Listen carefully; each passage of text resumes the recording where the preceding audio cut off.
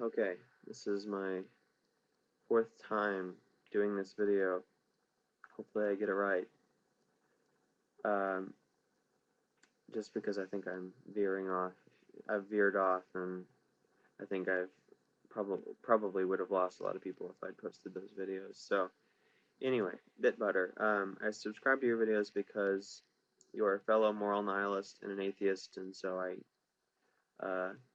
was looking for more content on that front. And I guess I decided to respond to your video about anarchism not only because you invited responses, but um, that I feel like you won't be as judgmental as Confederal Socialists might be if he if you hear an argument that he might have heard 1,000 times before. You probably haven't heard it that many times since you're just getting interested in anarchism. But anyway,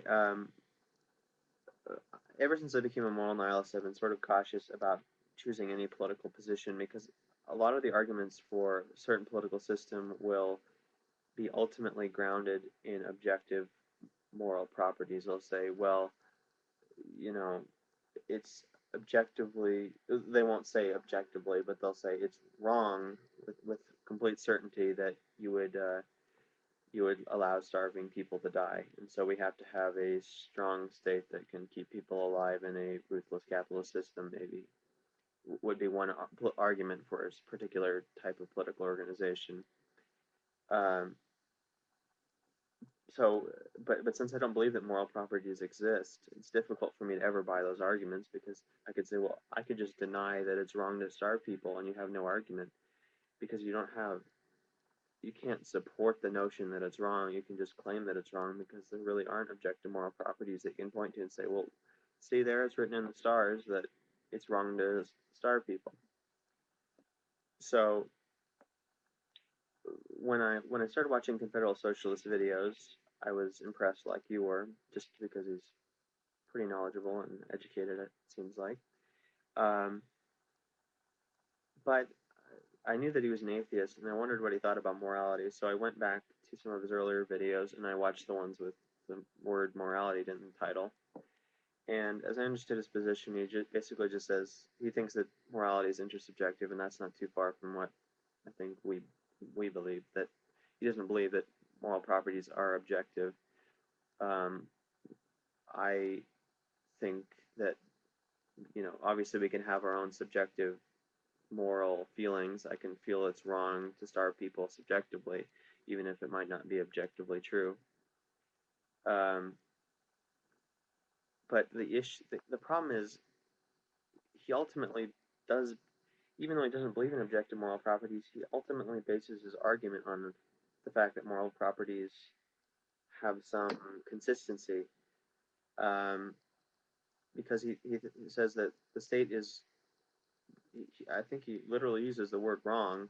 The state is wrong or immoral because it ultimately relies on murder. And the argument I remember was that, if there's even the most benign law is ultimately enforced by murder, because if you make a law that you can't water on Sundays and you water on a Sunday, they can come talk to you and say, well, you violated this law or whatever. They might issue a fine. If you don't pay the fine, they'll send someone to collect on the bill, and you won't pay, and then they try to either arrest you or take some of your property, and you try to resist them doing that, and um, ultimately they'll either use violence or kill you.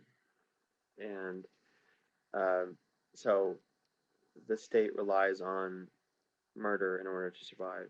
Is the is is his he thinks the ultimate nature of the state. And I have think was it Emil Durkheim who thought that whose definition of the state was that it was a the state was the entity with a monopoly on violence, and that's not too controversial. I've heard that other places as well. Um, but the thing is, I could deny that it's wrong for the state to kill people or for the state to kill people in order to enforce its laws. I just think I think it's right, in fact, that they use those methods. And I don't know where Confederal Socialists would be or perhaps how you might respond if you do become an anarchist, or if you already are an anarchist, because um, you what could you respond? Well, I believe it is wrong for the state to use murder. I said, well, so what? I think it's right. You don't really have you don't have an objective property to point to. You just have your own subjective inclination that it's wrong for that to happen.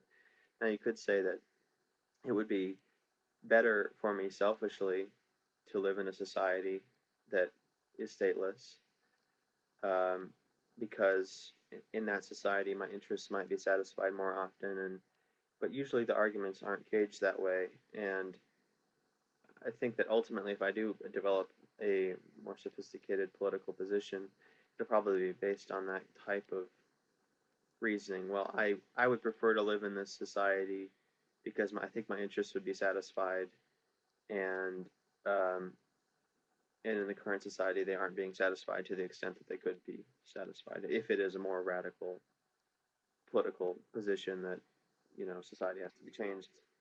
Then I will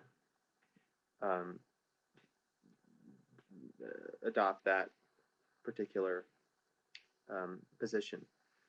And I I think I'll stop my video because I feel like I'm approaching the rambling that was spoiled for other videos. So hopefully I didn't get too incomprehensible at the end and you understood what I was trying to get at. And if I was incomprehensible in any way, uh, you can tell me, or leave a text comment or whatever, and maybe I'll either remake the video or apologize or delete it, or I'll figure it out. But if you did watch this, thank you for watching. I'll talk to you guys later. Or in girls. In girls. That's a Colorado thing.